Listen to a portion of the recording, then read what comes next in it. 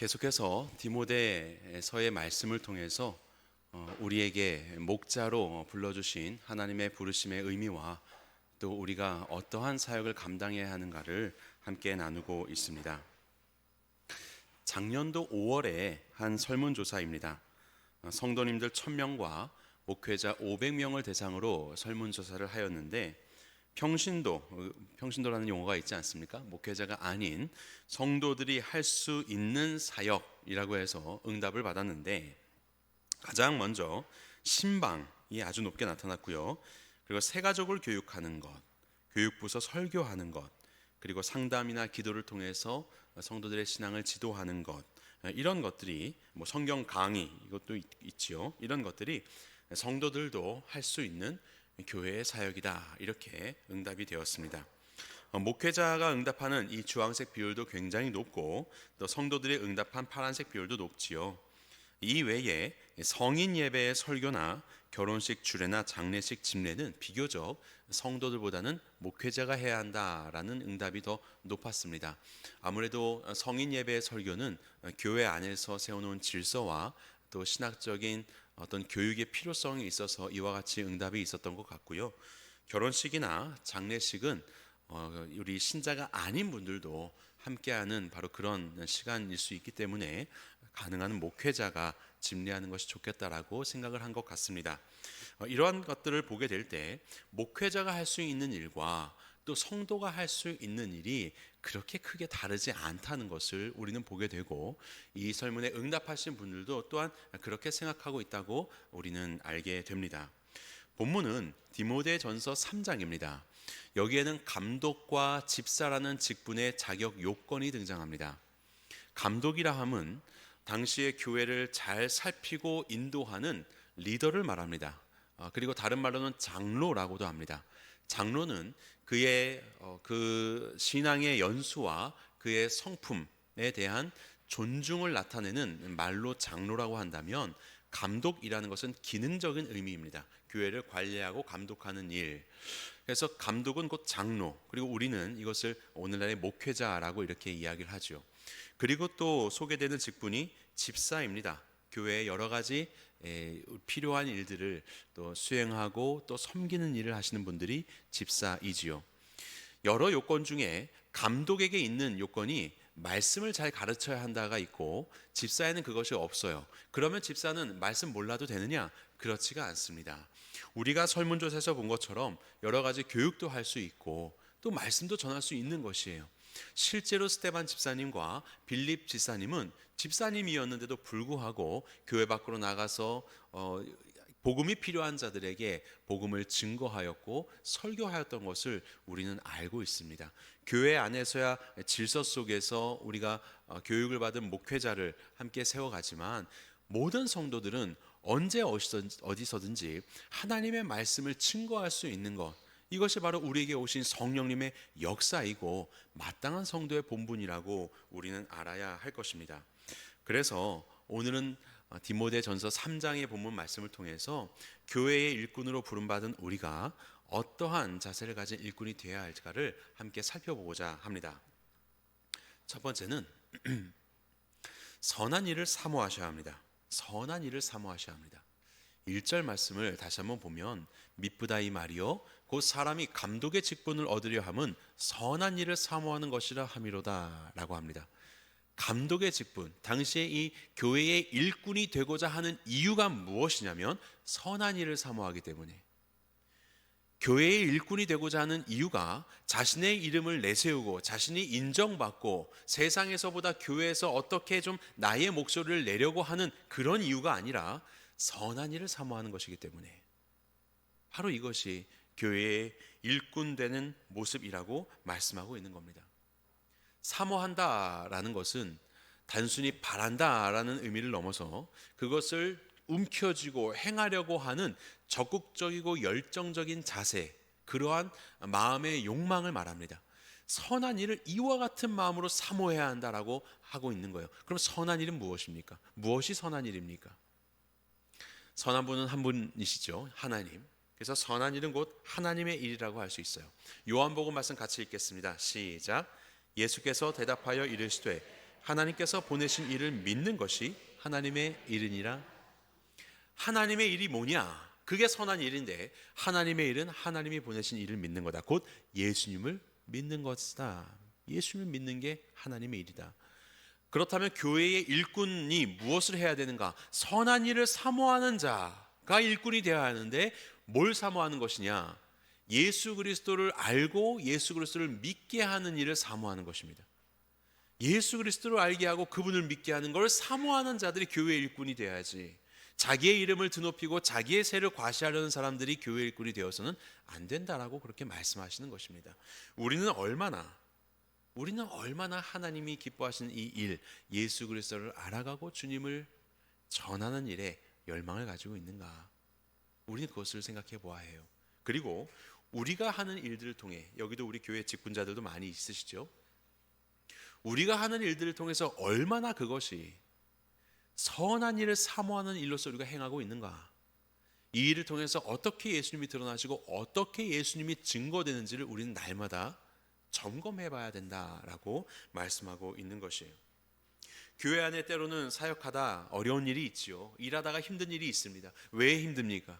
그 일 때문에 예수님이 드러나지 않아서 힘듭니까? 그 일 때문에 나의 열심이 인정받지 못해서 힘듭니까? 우리의 경우는 어떤가요? 정말로 우리의 마음은 그 선한 일에 우리의 사모하는 마음이 있어야 한다라고 말씀하고 있는 거예요. 성경을 보면 예수님께서 자주 가시던 동네가 있습니다. 베단이라고 하는 작은 동네입니다. 예루살렘 옆에 있지요.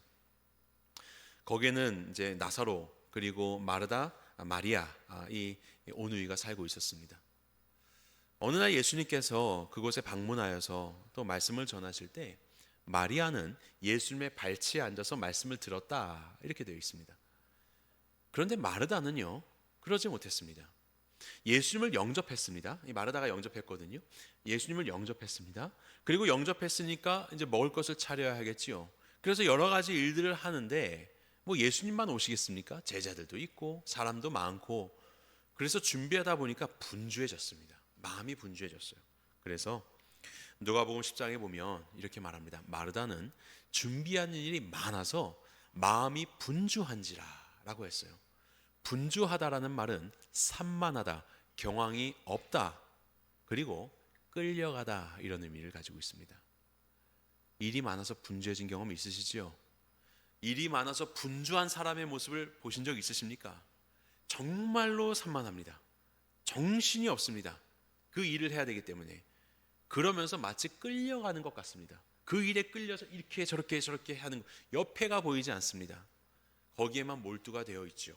우리는 이런 모습들, 내 모습이기도 하고 누군가의 모습을 통해서도 관찰을 할 때가 있죠. 그래서 그렇게 분주한 거예요. 그래서 이제 예수님께 갑니다. 예수님께 가서 예수님, 내 동생이 나 혼자 일하게 두는 것을 생각하지 아니하시나이까? 내 동생 그냥 혼자 있고 나 혼자 일하게 하는 거 이거 어떻게 그냥 두십니까? 그를 명하셔서 나를 도와주라고 해주십시오 라고 그렇게 요청을 합니다. 사실은 불평하고 있었던 것이지요.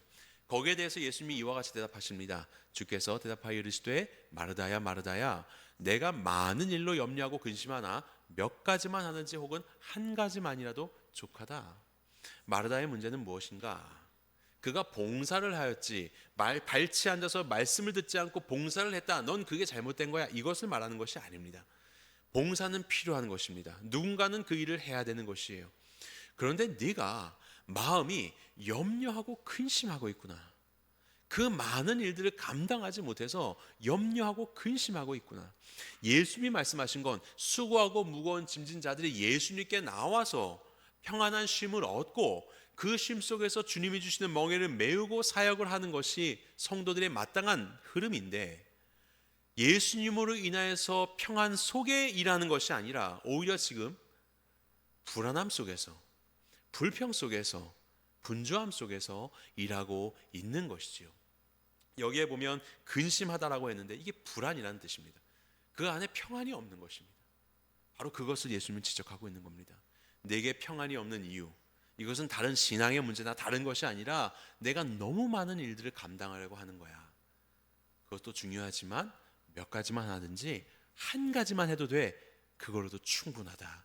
한 가지만 해도 되니까 그거로 충분해. 평안 속에서 네가 일했으면 좋겠어 라고 그렇게 말씀하고 있는 것이에요. 봉사 자체가 책망의 대상이 되는 것이 아닙니다. 때로는 우선순위가 뒤바뀌어 버렸죠. 왜냐하면 주를 위해서 한다라고 시작했던 이 일들이 오히려 다른 것에 집중이 되어버리는 거예요. 그래서 마리아가 미워 보였던 겁니다. 정죄하고 싶은 것입니다. 그래서 불평이 일어나는 것입니다. 어느덧 이 모든 사역의 이유가 다른 것들로 변질이 되어 버리는 것이에요. 이를 통해서 예수님을 영접하고 우리 집에 영접하고 이를 통해서 예수님께 기쁨을 드리려고 시작했던 것이었습니다. 이를 통해서 예수님께 기쁨 드리려고. 그런데 어떻게 되어버렸어요? 일 때문에 예수님께 불평을 하고 있는 것입니다. 사실 이런 모습들이 우리 안에도 많이 관찰이 되기도 합니다. 얼마나 많은 경우에 교회 일 속에서 이런 불평이 우리 안에 생겨나나요? 좋은 마음으로 시작했지만 힘듦이 이 안에 경험되지 않습니까? 그때마다 우리는 점검해야 해요. 무엇이 나의 마음을 이렇게 평안하지 못하게 하는가? 내가 이 일을 왜 하려고 했지? 선한 일을 사모하는 마음으로 했는가? 아니면 나의 어떠함 때문에 했는가? 혹은 아무리 좋은 의도로 시작을 하였지만 상대방의 어떠함으로 인하여서 이것이 좀 힘들어지게 될 때 우리가 할 일은 무엇이에요? 선한 일을 사모하는 겁니다. 여러분들이 하는 그 일이 잘 되고 잘 안 되고 그 모든 것들이 100가지가 이루어지든 한 가지가 이루어지든 그것이 중요한 것이 아닙니다. 바로 그것을 감당하는 시간을 통하여서 여러분들의 모습에서 예수님을 알아가고 예수님을 알게 하는 모습이 나와야 되는 것이에요. 그게 우리가 일하는 이유입니다. 교회에 많은 일들이 있습니다. 이 일은 일하려고 있는 것이 아니라 이것을 통해서 예수님이 누구신지 내가 알고 나의 이러함 속에서 상대가 예수님의 어떠함을 알게 하는 것, 이것을 위해서 우리는 일을 하는 거예요. 때로는 인내할 때가 있고 헌신할 때가 있고 때로는 희생할 때가 있고 때로는 바보가 될 때가 있습니다. 하지만 이 모든 일들로 예수 그리스도를 증거할 수만 있다면, 예수님을 알게 하는 선한 일만 할 수 있다면 우리는 기꺼이 그 일을 감당하게 되는 것이지요. 마르다는 바로 이 마음을 놓쳤던 것입니다. 이것을 놓쳤던 것이에요. 마리아는 하여튼 마리아가 좀 밉긴 하지요. 좀 도와주면 안 되나? 그렇지만 그는 어쨌든 예수님의 발치에 앉았다는 건 제자들이 하는 일인데 스승으로 모시고 그분을 예배하는, 그분의 마음의 말씀을 온전히 듣고자 하는 그 제자의 마음을 말하는 거거든요. 예수님을 예배한다, 이 말입니다. 지금 마리아는 예수님을 예배하는 것에 모든 마음을 집중하고 있어요. 그 한 가지 택한 것입니다. 나머지의 역량은 좀 부족했는지 모르겠지만 예수님은 차라리 그것을 기뻐하셨다라고 그렇게 이야기를 하고 있는 것이에요. 사실 좋은 의도로 우리가 시작을 하여도요, 서로가 서로의 행하는 일들 속에서 인간적인 눈으로 평가하고 이러다 보면요, 일 자체를 잘하고 싶어질 때가 있습니다. 인정받고 싶어질 때가 있지요. 그래서 예수님을 드러내거나 뭐 이런 것들은 잠깐 뒤로 하고 모든 사람들이 지켜보고 평가를 하기 때문에 일에 파묻혀서 분주해질 때가, 사실은 끌려다닐 때가 있지요. 그래서 마르다가 이러한 모습이 되지 않기 위해서는 좀 마리아도 좀 도와주고 또 다른 일들도 좀 잘 할 수 있도록 함께 협력하는 것이 중요합니다. 교회가 그래서 공동체로서 같이 해야 되는 것이죠. 서로가 서로를 도와야 하는 것입니다. 시간이 흐릅니다. 예수님께서 유월절을 엿새 앞두고 다시 베다니에 들리십니다. 무슨 일이 벌어졌을까요?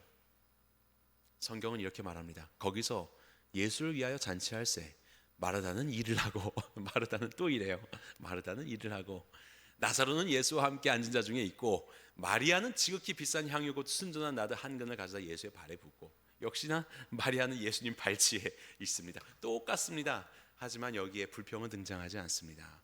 예수님을 향한 불평은 등장하지 않습니다. 오히려 마리아의 예수님께 향유를 부었던 이 일이 복음이 전파되는 곳마다 전하여라 라고 이야기하지만 저는 거기에 플러스 알파로 더해서 마르다도 함께 전해졌으면 좋겠다. 마르다는 여전히 일을 합니다. 왜냐하면 누군가는 예수님을 영접하고 먹을 것을 차려야 하고 그 잔치를 준비해야 되기 때문에. 하지만 더 이상 불평은 등장하지 않습니다. 이제 그는 아마 몇 가지만이나 혹은 한 가지만으로도 평온한 마음 속에서 예수님의 길을 예비하는 또 다른 모습으로서 당신에게 주신 이 은사를 사용하고 있는 것이지요. 그래서 이것은 오늘 이 2절 말씀에 보면 이 잔치는 누구를 위한 잔치냐? 예수를 위하여 잔치할세. 나의 명성, 나의 행함, 나의 업적을 위한 일이 아니라, 나를 드러내고 우리의 가문과 가정을 드러내는 잔치가 아니라 예수님을 위한 잔치. 바로 이 하나의 목적. 두 자매가 두 가지 서로 다른 은사를 가지고 살아가지만 오직 한 목적, 예수 그리스도를 위한 잔치를 위해서 한 명은 일을 하고 한 명은 옥합을 깨뜨린 것처럼 우리 또한 이 선한 일을 사모하는 그 하나의 마음, 예수 그리스도를 드러내고 주님을 알아가게 하는 일에 우리의 모든 일들이 한 초점으로 모아지게 되기를 주님의 이름으로 간절히 축원합니다. 두 번째로 교회 일꾼이 가져야 할 자세는 무엇이냐면 진리의 기둥과 터가 되어야 합니다. 진리의 기둥과 터가 되어야 한다. 진정한 리더는 누구인가? 진정한 일꾼은 누구인가? 어떤 이들은 그런 이야기 하더라고요. 참된 리더는 그 리더가 없을 때에 알게 된다라는 거예요. 있을 때는 모르고 없을 때에 알게 된다. 정말로 그 사람의 영향력이라는 것이죠. 한번 생각해 보십시오. 지금 이 디모데 전서가 쓰여지고 있는 이때는 로마 제국의 통치 아래에 있었습니다. 당시에 이제 왕이 그 황제가 네로였죠.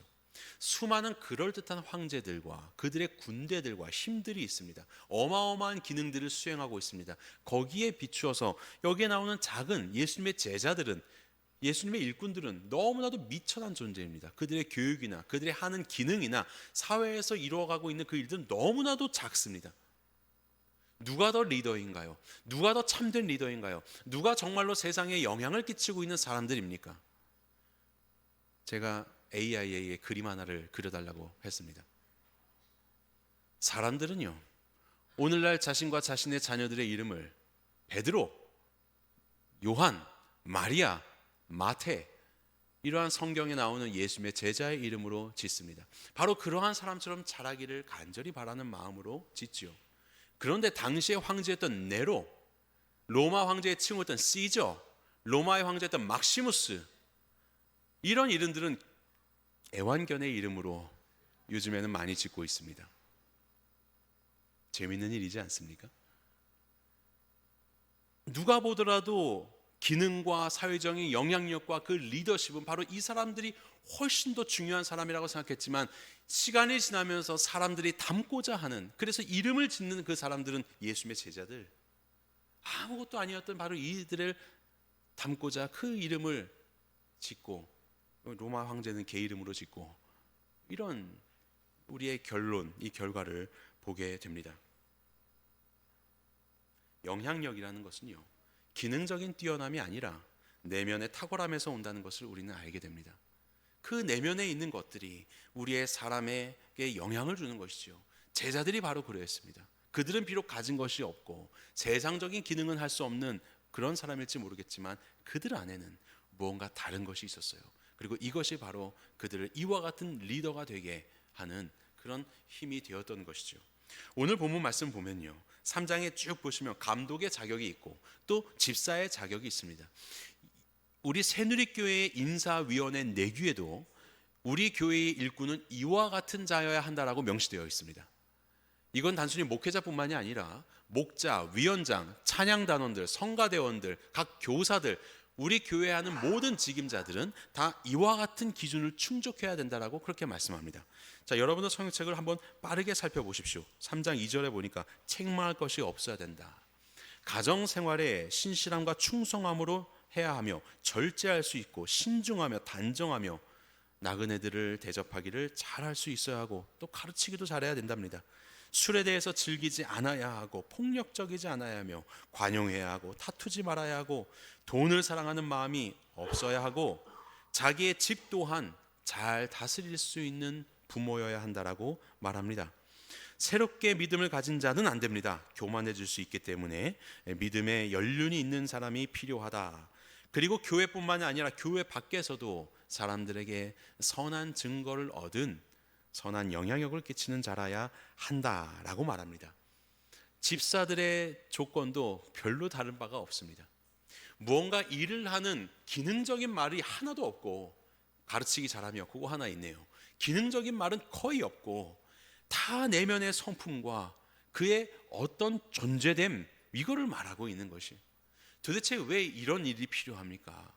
아니, 집사를 하려면 아래 한글 프로그램을 다룰 줄 알고 카카오톡을 적어도 1시간에 한 번씩은 확인할 줄 알며, 뭐 이런 것들이 교회의 일꾼의 요건 되는 건 아니에요. 그것이 실제적인 일 아니에요.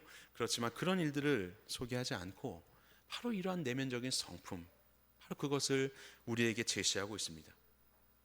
왜요? 우리가 할 일은 바로 오늘 본문의 말씀처럼 살아계신 하나님의 교회요, 진리의 기둥과 터가 되기 때문에, 교회가 그냥 교회의 일을 하고 그런 기능 수행하는 것이 아니라, 세상에서 보는 그런 일이 아니라, 결국 교회는 살아계신 하나님이 계시는 곳이요, 당시에 에베소에 수많은 우상 숭배를 하고 있었지만 그것이 아니라, 죽어있는 신이 아니라 하나님의 살아계심을 보여주는 하나님의 공동체가 되는 것이요, 진리의 기둥이 되어야 하고, 기둥은 무엇입니까? 진리를 떠받친다는 겁니다. 세상 가운데 진리를 드러내는, 진리를 떠받치고 진리를 드러내는 곳이어야 되고, 진리의 터라고 합니다. 이 터라는 것은 땅을 말하기도 하고 방파제를 말하기도 합니다. 진리가 보호될 수 있도록, 유지될 수 있도록 세상의 풍파 속에서 진리를 보호하는 방파제 역할을 감당하는 것이 교회다. 그러니까 교회는 단순히 무슨 일을 하는 것이 아니라 하나님의 진리, 복음의 말씀이 무엇인지를 세상 가운데 드러내는 곳이어야 되는 거예요. 그러니까 교회의 일꾼은 단순히 일 잘하는 사람이 일꾼이 아니라 그 안에 예수 그리스도의 향기가 나타나야 하는 것이고, 우리를 사랑하신 하나님의 사랑과 은혜가 드러날 수 있는 바로 그러한 존재가 교회의 일꾼의 모습이어야 한다고 말하고 있는 겁니다. 왜요? 교회는 진리의 기둥과 터니까. 우리는 복음을 증거하는 바로 그 부름을 위해서 오늘을 살아가는 존재들이기 때문에 바로 우리는 이러한 내면을 점검해야 한다라고 말하는 거예요.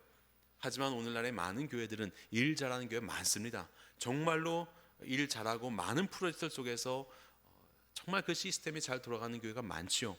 바로 그 속에 비그리스도인이 들어갔을 때 그들의 회의와 그들의 행하는 현장 속에서 그들이 예수 그리스도를 알아가고 예수 그리스도를 만나는 바로 그러한 일들을 경험할 수 있을까? 우리는 이것을 날마다 고민해야 되는 것이죠. 교회의 세습이 일어납니다. 왜 교회가 세습을 하지요? 교회의 안정을 위해서 세습합니다. 하지만 그것은 교회의 평안이라는 미명이고, 사실은 그 안에 자기의 직위를 계속해서 유지하고자 은퇴하는 목회자나 새로 들어오는 목회자나 아니면 교회의 리더들이나 자기의 지위를 유지하고자 세습을 하지요. 우리는 그것을 잘 알고 있습니다. 교회는 하나님의 것이라고 이야기하지만 이미 사유화가 되어 있는 것입니다. 교회 안에 많은 리더들에게서 벌어지는 성적인 문제나 재정적인 문제는 또한 어떻습니까? 교회 안에 복음이 드러나고 연약한 자들을 싸매어주는 예수 그리스도의 실천이 나타나는가? 아니면 사회에 있는 그 보이지 않는 계층이 그대로 이 교회 안에도 들어와서 교회 안에 끼리끼리의 문화가 여전히 있고, 그 안에서 복음의 냄새보다는 여전히 사회와 똑같은 흐름 속에서 교회가 흘러가고 있지는 않은가? 제 아무리 기능을 잘하고 일을 잘하고 교회가 커진다 한들 그것이 어떻게 진리의 기둥과 터라고 이야기할 수 있겠습니까? 우리가 행하는 사역 그 자체를 통하여서도 하나님의 진리요 복음이 드러나야 하는데 우리는 어떤가?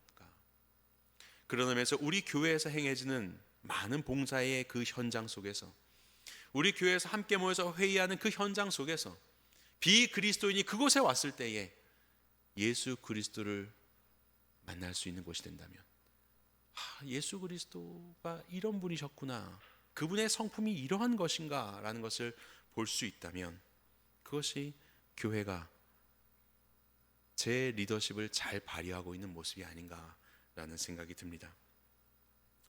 그러다 보니까요, 참 자신이 없습니다. 교회의 일꾼이 된다는 것 자신 없고, 저 사실은 설교 준비하면서 나 이거 강단에 서도 되나? 이 옆에 의자 앉혀놓고 여기서 설교할까? 이런 생각도 사실은 어제까지 했습니다. 왜냐하면 이 자격 요건을 봤을 때 이렇게 할 수 있는 요건이 안 되기 때문에 그렇습니다. 참으로 이게 읽을 때마다 낯뜨거워지는 일이기 때문에 그렇습니다. 도대체 자격 없는 자가 뭘 하고 있는 것인가? 이러한 일들이 내 내면에 이런 성품의 탁월함과 예수 그리스도를 닮은 이러한 자격 요건이 내게는 없다. 늘상 결격 사유만 발견되는 것이 때로는 우리의 삶은 아닌가, 이런 생각을 하게 됩니다. 그래서 마지막 세 번째입니다. 매뉴얼이 아니라 임마누엘로 세워져야 합니다. 매뉴얼이 아니라 임마누엘로. 교회의 일꾼이 된다는 것, 또 성도로서 주님을 드러내는 삶을 산다는 것, 여러 가지 매뉴얼을 주고 그 일들을 잘 수행하는 것, 그런 능력을 발휘하는 것, 그렇게 생각할 수 있겠지만 그런 것으로 되지가 않습니다. 왜냐하면 그런 것은 언제나 왜곡되게 되고 주님보다는 사람을 드러내게 되는 일들로 그렇게 귀결될 때가 참으로 많기 때문에 그렇습니다. 오늘 본문에 보면 마지막 16절입니다. 우리 같이 읽어볼까요? 시작. 그도다 경건의 비밀이요 그렇지 않다 하느니 없도다. 그는 육신으로 나타난 바 되시고 영으로 의롭다 하심을 받으시고 천사들에게 보이시고 만국에서 전파되시고 세상에서 믿음 받으시고 영광 가운데서 올려지셨느니라. 아멘. 요한복음 3장 16절이 복음을 잘 설명하는 구절인데, 디모데전서 3장 16절도 우리에게 오신 복음이 무엇인지를 설명해 주는 유명한 구절이라고 할 수 있습니다. 예수님께서 이 땅에 오셨습니다. 경건의 비밀, 비밀은 우리가 스스로 알 수 없는 것, 하나님의 경륜과 하나님의 뜻을 말합니다. 그런데 이 경건의 비밀, 하나님의 뜻이 드러난 거예요. 우리에게 드러났는데 그것이 무엇이냐? 예수 그리스도를 말하는 겁니다. 이 땅 가운데 오신 하나님, 우리 위해서 죽으신 하나님, 의로우셔서 하나님 우편에 오르신 하나님, 부활하셔서 지금도 다스리시는 그 예수 그리스도를 우리에게 지금 소개하고 있는 것입니다. 아무도 알지 못했던 그분을 하나님이 이 땅 가운데 우리에게로 보내주셨습니다. 그것을 우리는 임마누엘의 하나님이라고 이야기합니다. 우리와 함께 하시는 하나님. 어느 누구도 경건한 삶을 살 수 없고 어느 누구도 이와 같은 감독과 집사와 교회의 일꾼이 될 수 없는 연약한 죄인일 뿐인데, 그런 우리들을 사랑하셔서 하늘에서 이 땅 가운데 성육신하여 내려오신 예수님, 우리를 사랑하셔서 회복시키기 위해서 십자가 가운데 우리의 모든 죄값을 짊어지시고 우리의 죄값을 치러주시고 그의 죽으심으로 우리가 죽고 그의 부활하심으로 우리가 살아서 이제는 더 이상 내가 나의 주인이 아니라 내 생명의 주인 되시는 예수 그리스도를 위해서 사는 삶으로 우리를 부르신 하나님, 이전에 생각할 수 없었던 놀라운 이 계획 속에서 새로운 목표를 가지고 우리의 삶을 새롭게 만들어주신 바로 그러한 하나님의 역사, 바로 이것이 비밀이고 이것은 곧 복음이고 우리에게 하신 구원의 일인 것이지요. 바로 이 일 앞에 경건이라는 것은 무엇입니까? 하나님께서 기뻐하시는 태도입니다. 하나님께서 기뻐하시는 태도. 그 복음 앞에 우리의 태도는 어때야 되겠습니까? 우리를 구원하러 오신 예수 그리스도의 그 복음 앞에 우리의 태도는, 마땅한 태도는 무엇이겠습니까? 그 경건은 무엇이겠습니까?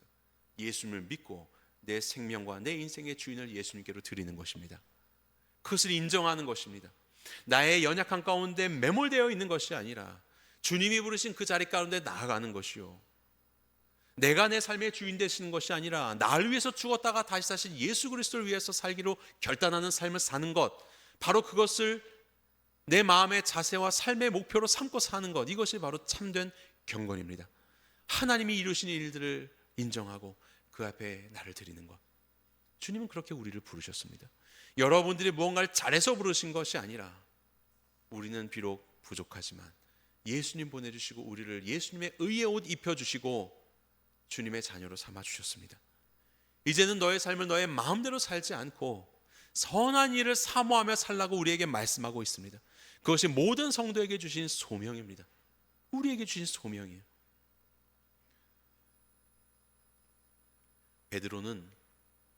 베드로전서에서 이와 같이 말합니다. 우리 같이 읽어볼까요? 시작. 너희가 전에는 양과 같이 길을 잃었더니 이제는 너희 영혼의 목자와 감독 되신 이에게 돌아오.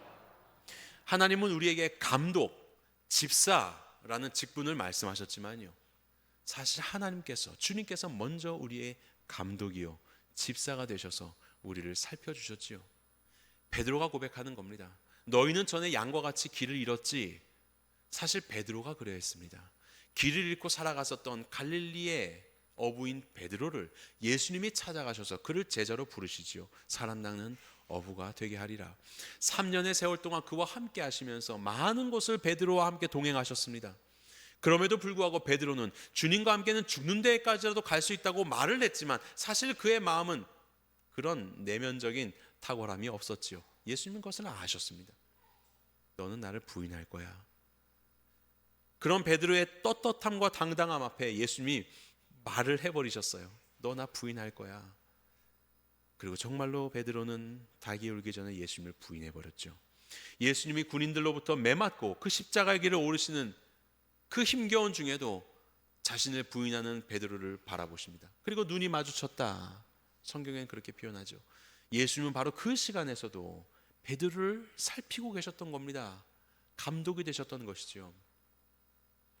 그리고 예수님은 외롭게 돌아가시고 또 외롭게 부활하셨지만 다시 제자들에게 찾아오시고 갈릴리에서 만나자고 하셨고 그렇게 베드로를 만나 주시죠.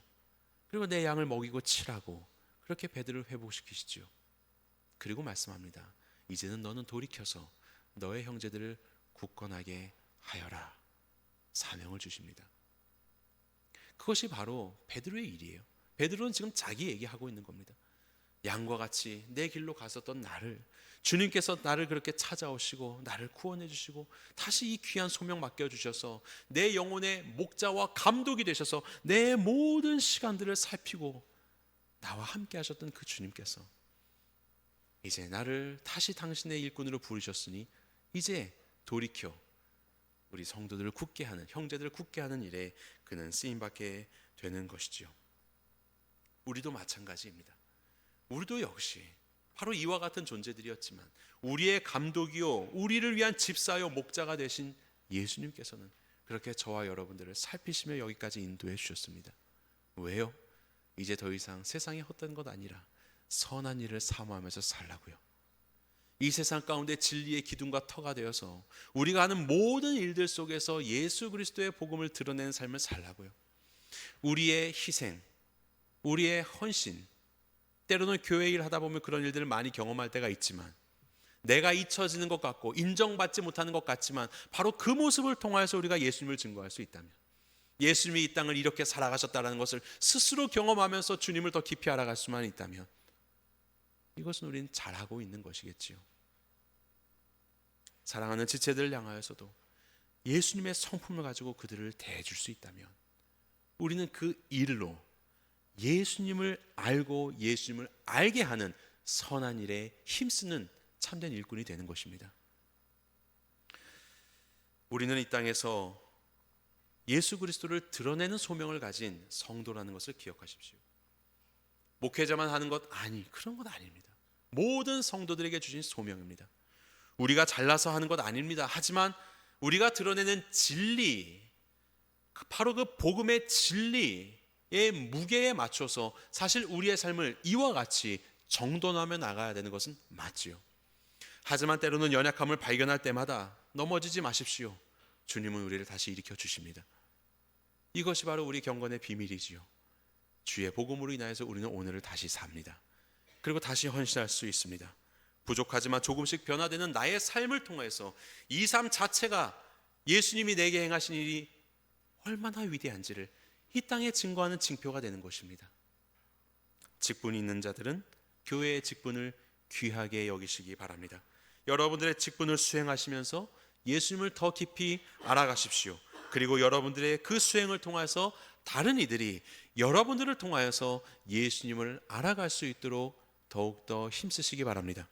교회에 직분이 없으신 분들도 이름 없는 직분자로서 예수님의 기쁨이 되는 일에 적극적으로 참여하시기 바랍니다. 그것이 바로 여러분들을 예수님을 알리는 거룩한 선한 일 가운데 우리에게 주신 하나님의 소명을 이루는 길입니다. 그리하여서 우리 새누리교회 모든 성도가 행하는 일들마다 이것이 사람의 이름을 드러내고 사람의 업적을 드러내는 사람을 위한 잔치가 아니라 예수님을 위한 잔치로서 모든 일들마다 예수님을 드높이는 성도가 되시기를 주님의 이름으로 간절히 축원합니다.